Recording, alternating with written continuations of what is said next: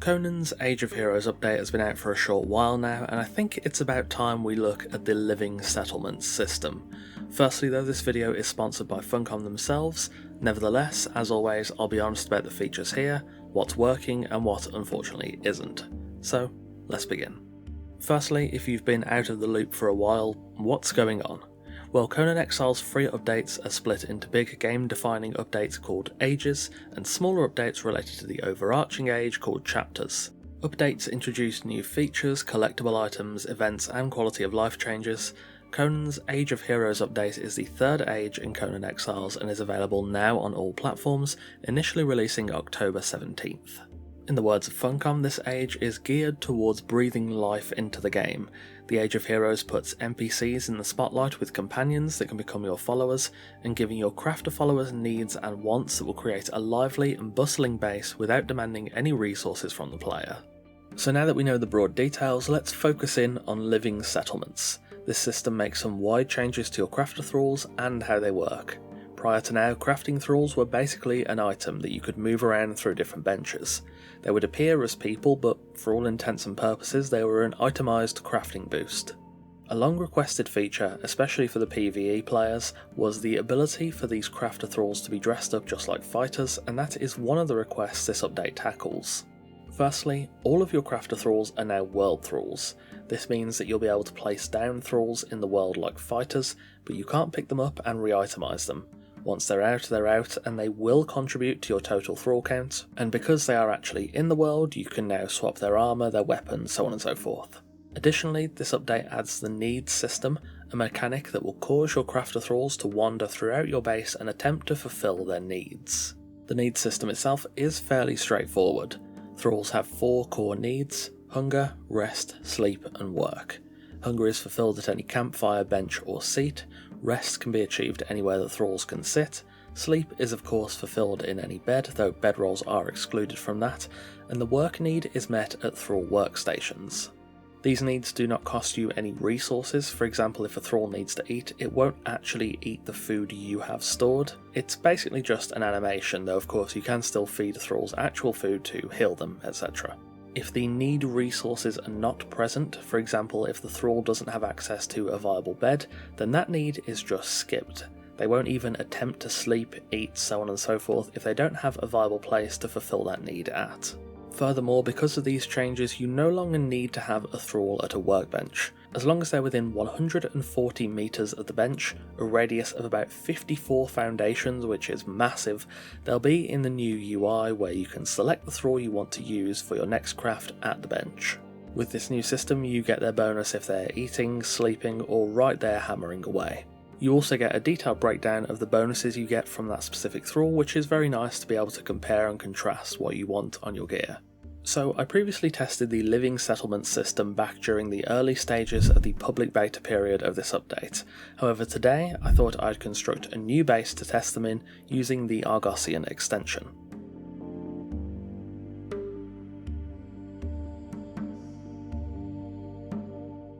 The interior of this base has been left fairly airy and open, as I want to be able to allow the thralls to move relatively freely within this build. I've included resources to fulfill every need, and we're going to see how they behave. After watching them for a while, some of them behave themselves quite well, and as I said in the previous video about it, their pathing is surprisingly decent, but one of the first few issues you will come across is this. Thralls get stuck between a chair and a table, and thus can't get themselves free. This also seems to unfortunately disable their needs system, they will just kinda stand around. If you manually move your thrall away, they don't seem to pick their needs back up anymore. I was actually able to get them to remember their needs one time in a different build, but not this one. The best method for stopping this issue seems to just be prevention.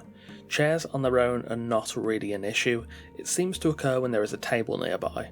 At the moment it seems relatively inconsistent. I had good results with the base game Stygian table and stools. That seems to pop thralls up and onto the table so they can walk off, but on other tables, especially taller ones, again incredibly inconsistent. I did a few tests, and in the end I thought it would just be better to swap the table in the bedroom and the dining room for a Keton seat and side table layout, and since then, absolutely no issues. I imagine this will be fixed, but for now the workaround is just not to put tables in front of seating. I've reported this issue and I think others have reported it too. Now there is a second, more important issue that, if we're talking about living settlements, has to be discussed.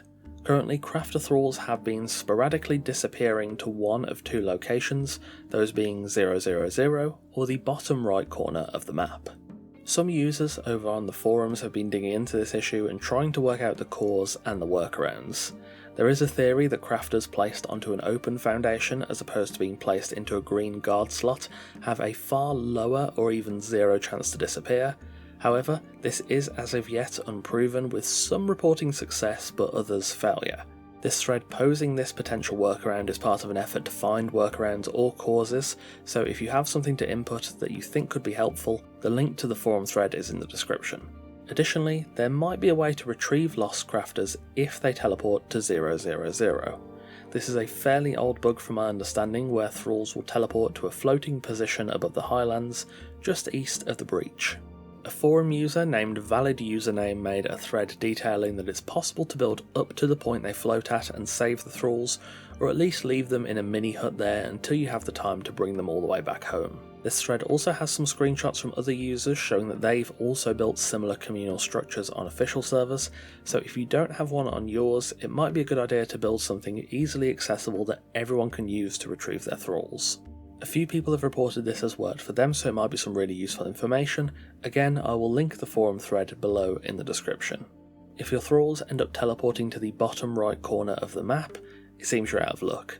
The thrall is unable to be rescued and will eventually disappear off your follower list. This happened to me in single player. I did actually teleport there to see if I could find the thrall, however there's no mesh or anything there, it's just an empty skybox, so yeah, it doesn't seem there's any way to rescue that thrall. A potential temporary solution for server admins and people playing in single player is simply to disable the Living Settlements feature.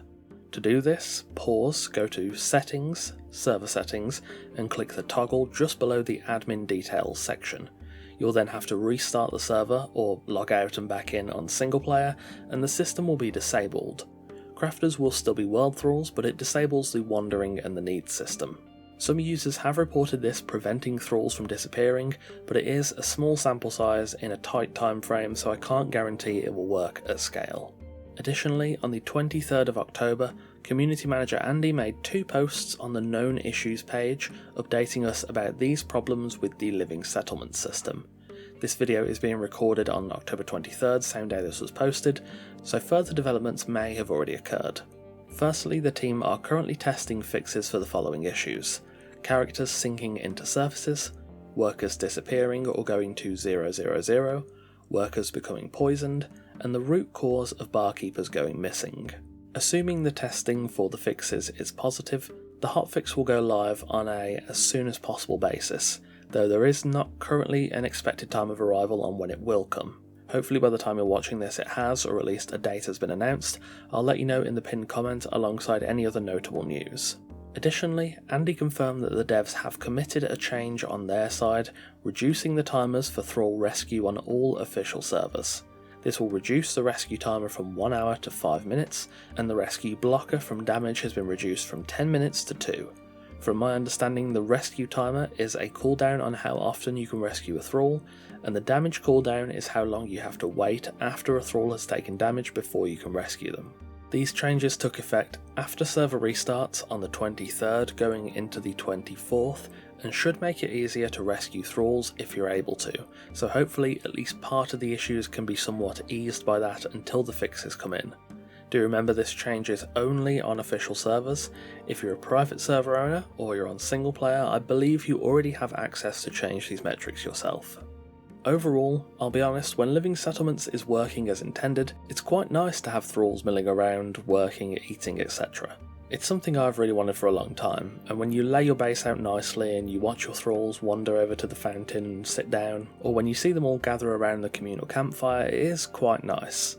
That being said, the issues are causing a great deal of problems, especially on officials.